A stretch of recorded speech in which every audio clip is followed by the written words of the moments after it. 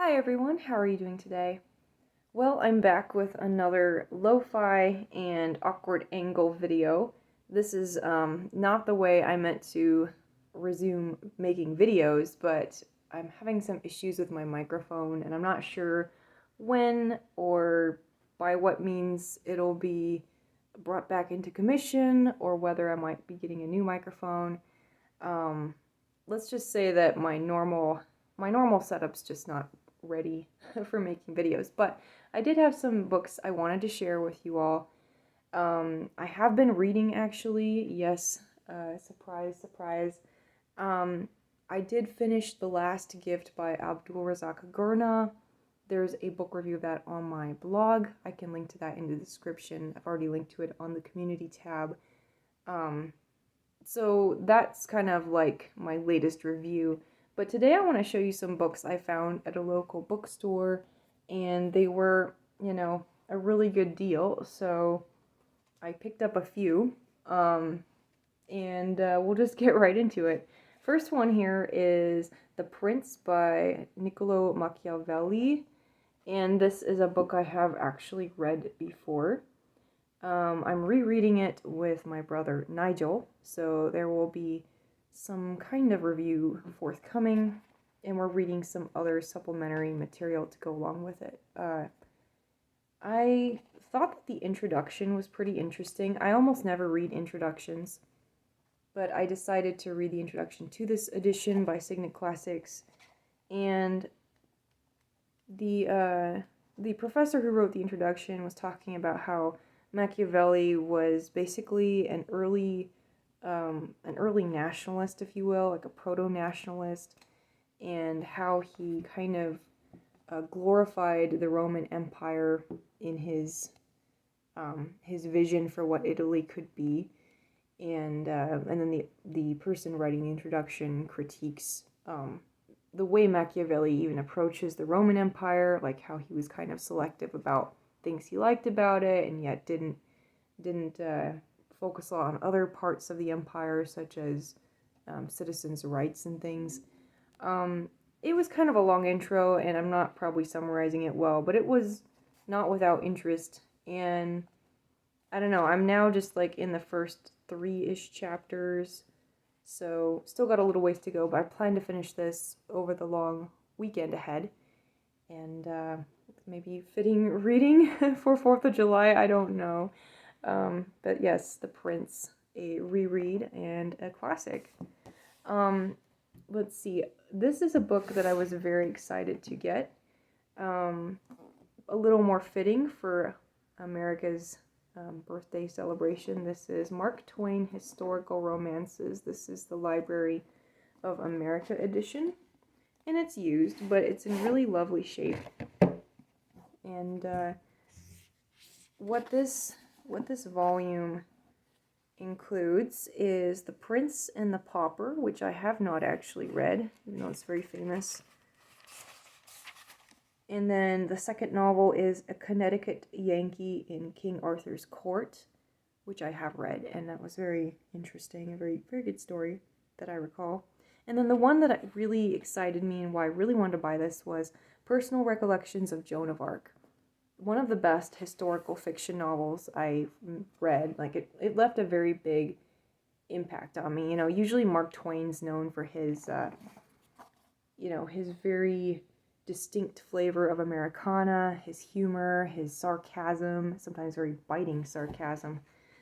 Joan of Arc, his novel on Joan of Arc is quite different. For one thing, it's written in first person by someone who was a close associate of hers in the story.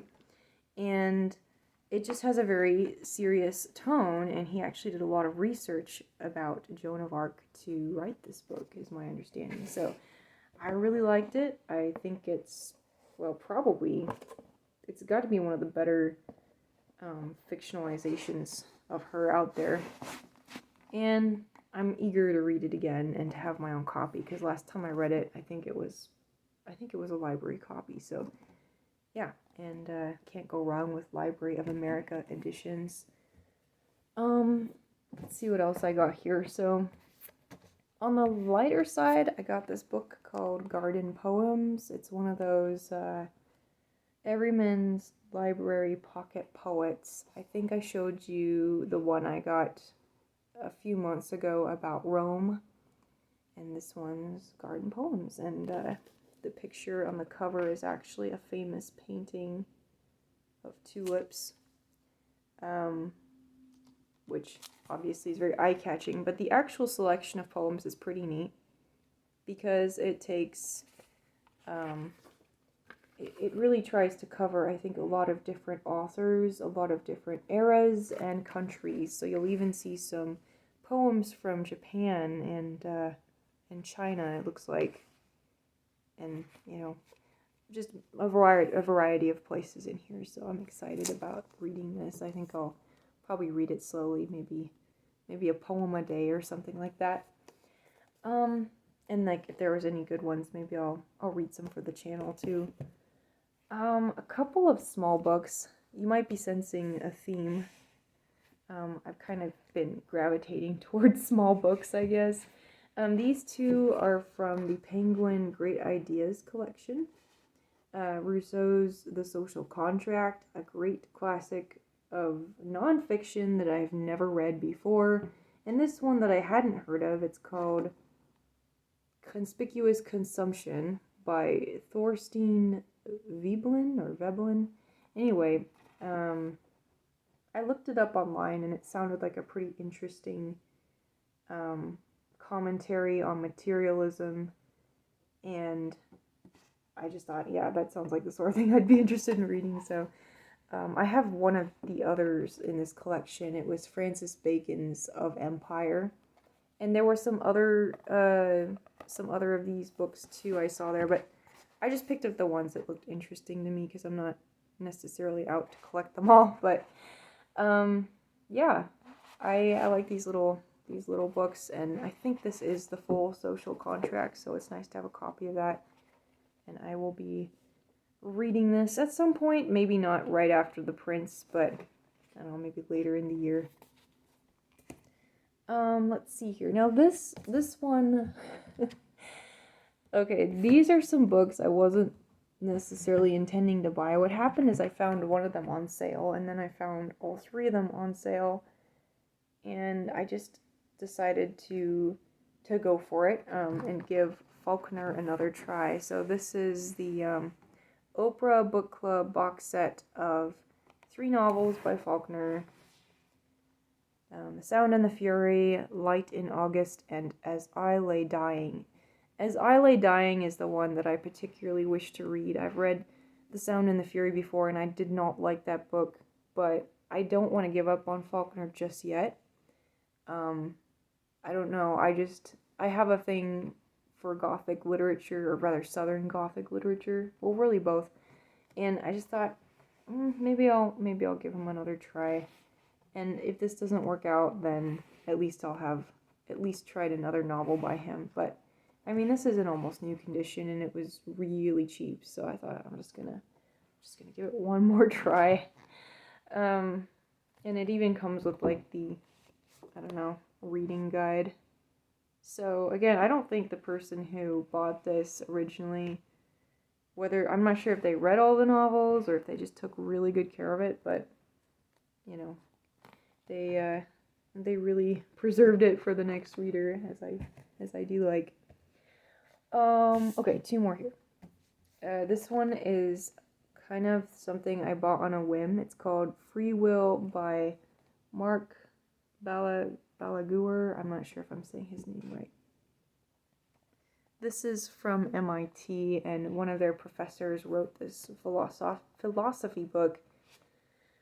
And what he's doing here is he's giving an overview of theories about free will, theories against free will as well. And he's particularly interested in refuting arguments against free will. He's not necessarily arguing for it, but he at least wants to argue against those who say it doesn't exist. And again, this is by an MIT professor. He's actually, in the beginning, because I started it, he actually says that he's not religious. He doesn't believe in, quote, non-physical souls. He doesn't believe in God.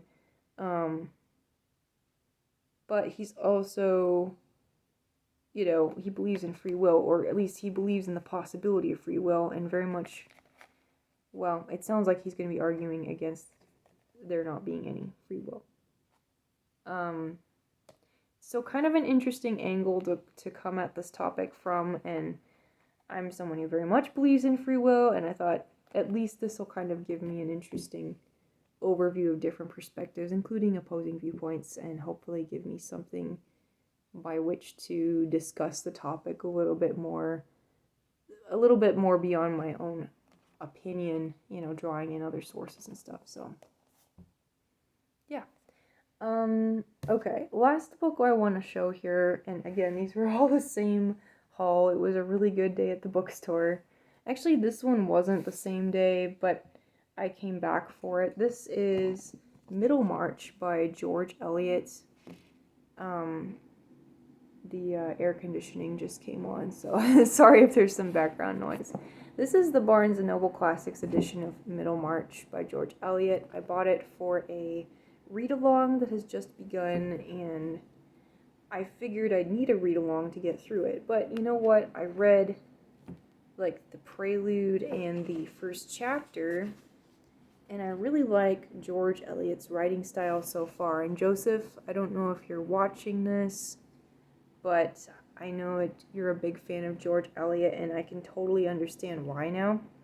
I actually know this story because I've watched the mini-series with Rufus Sewell a couple of times, and so I'm kind of familiar with what's going to happen, but I really am liking it. She's an interesting author in the sense that, you know, from the very first prelude, Eliot's telling you exactly what the book's about. She's telling you exactly what kind of female character is going to be the main character here, this Dorothea Brooke. And, you know, she's not holding back. A lot of authors would sort of build up their theme throughout the book, but it's almost like George Eliot has just stated her thesis at the beginning, and then she launches right into a description of the character in chapter 1, which this first book actually is called Miss Brooke, she being the protagonist. So I'm really intrigued, and the writing style is very, very compelling. It's very different than the Bronte sisters. It's different than Thomas Hardy. You know, all of these 1800s authors had something about them that was different, and I think Eliot's style is quite easy to read, actually. And you know, she's taking the stance of an omniscient narrator, but also very much clear about her focus on this one female character. So I'm very excited to be reading this, actually. It's been on my list a long time, and I was worried about the length, but now that I'm getting into it, I feel like it's going to be quite a compelling and, you know, character-driven read. I don't think I'm going to have any trouble, though. So, yeah. That was the gigantic summer book haul. Again, I have started reading some of these books, and the one I'm really trying to focus on this weekend is The Prince. So, again, I'm not sure when I'll be able to actually do my usual reviews again, but hopefully I'll have something to say about this further. But we'll see. I hope you all have been doing well. I've been super busy with one thing and another. Big changes at work, big changes in life, and overall doing pretty well. The lack of videos has just been exceeding busyness and not for lack of interest. So hopefully between one book and another, I'll have something a little more in depth to share with you soon. So thanks for watching. Thank you to all who have subscribed recently, and I will see you soon.